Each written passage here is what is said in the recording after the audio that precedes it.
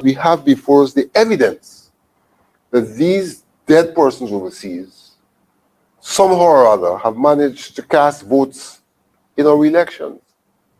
So that there is a big problem with the list itself that there are those who are refusing to address.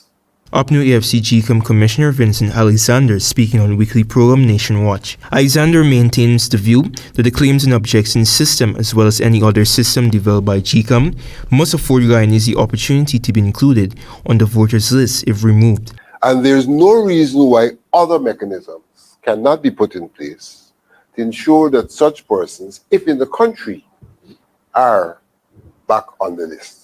The GECOM Commissioner divulged that in the hosting of the case of local government elections, the residency of electors must be reflected in the voters list based on where they sleep, eat, and among other reasons.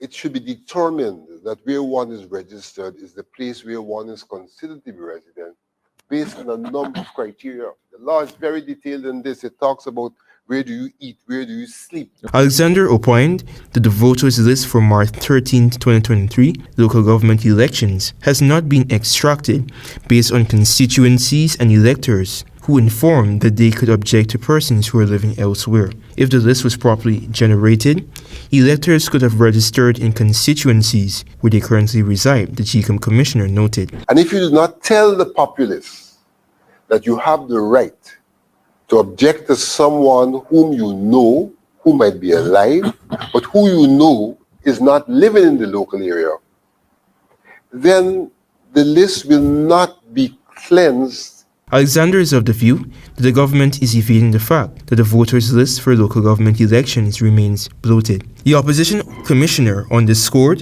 that he does not support the holding of the local government elections next March unless there is a review of the March 20th general and regional elections based on anomalies ensued. The National Executive Committee of the Alliance for Change, AFC, has announced that the party will not contest the local government elections slated for next year unless the current voters list is sanitized. Antonio Dey reporting for the AGP 90 News.